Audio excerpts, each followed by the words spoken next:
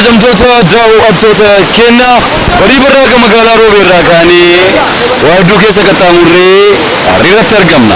Hariira ganda dheeraati. Akkasuma fincaa'aan isin ana duubatti agartan kun fincaa'aa huursaati. Fincaa'aa uumamaa bareedaa addeen isaa waan addaa kennaa rabbiin nu badhaase waan ajaa'ibaati. Kanaaf daawwii lafa seenaatti jirra. Daawwii lafa hambaa seenaatti jirra. Daawwii lafa qabeenya uumamaatti jirra. Daawwii jannata lafarraatti jirra waan ta'eef fincaa'aa huursaa jirra. Namoota hedduu waliin jirra. Faana nu fuudha. Akka isin hin dabarreen dhaamsa kenna.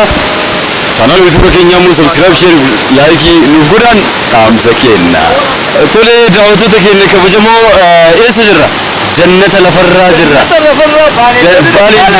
Baale jirra. Lafa seenaa jirra. Lafa rabbiin uumamaan badhaase jirra. Baale lafa lafee seenaa garaa keessaa qabdu. Namaa fi lafti isillee ka seenaati.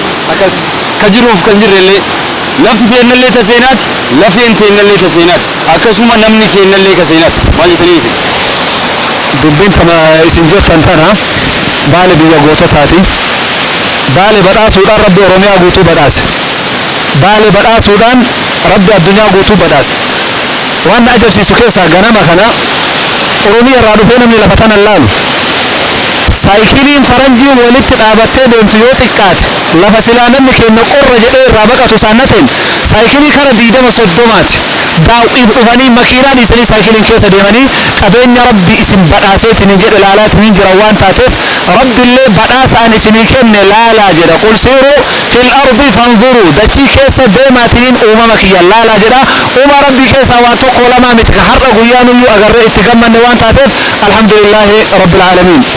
Eegana ammoo itti aansee gabaabamaa wanni nu jennu Baale biyya misooma biyya kabajaa biyya nageenya biyya qabsoo biyya ulamaa biyya hayyuu biyya sabaaf sallamni shayxaana rabbii wal muggutellee hammatteetu. Bismillah assalamu alaikum warahmatullahi kan jiru Baale jirra. Kootaa fi Baaleen daawwadhaa waan ajaa'ibaati waan nama gammachiisu biyya dachii badhaatu dachii biyya goototaa ka hayyuu ka beekaa akkanaa kana qabdi waan ta'eef kootaa daawwadhaa wajjin daawwanna isin jedhu. Maal jenna waa baay'ee nu dura jedhani. Beekaa hedduu nu dura dubbate. Waa maraa ka waa arge mara nu dura dubbate. Bakki jirru bakkuma sani ragaa hin badhaasanillee. Garuu ammoo wannan jedhu hin sodaatinallee hin saalfatinallee dhufa koottaa haaloo jala bakka barbaadan isin geessina.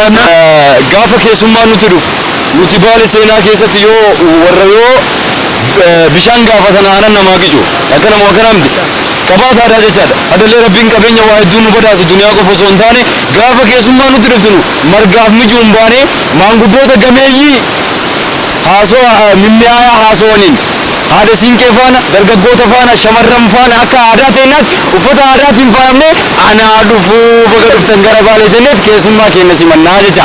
Kanaafuu tuni tana gabbitaafte maali?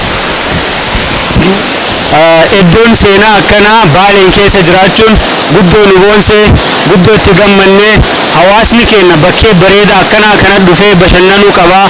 Hojiidhaan namni biizii ta'ee torbaan keessatti yeroo hedduu hojjetaa ture ka sheekaa haa ta'u ka barataa haa ta'u ka darasaa haa ta'u ka alimaa haa ta'u uumaa rabbii kana dhufanii daawwachuun tafakkuruun sammuu namaatiif bohaartiidha.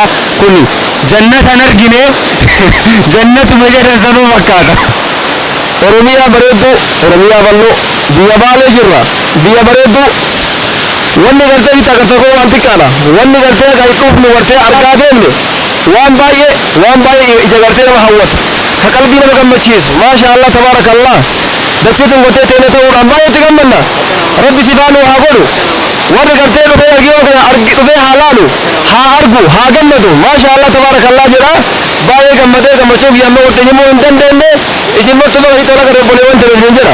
Akkuma namoonni hedduun haasa'an bakkuma isaan jiran san jirra akkuma reef jedhame Baalee jirra. Baaleen keessaa gaarreen Baaleeti saannatee dirree jirra.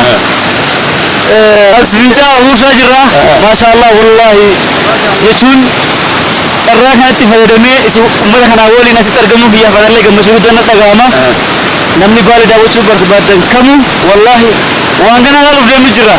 Kuni waan xiqqoo irraa isin agarsiisaa jira waan ta'eef maasha Allah isin martinoo akka dhuftanii daawwatan abdii isin irraa qabna.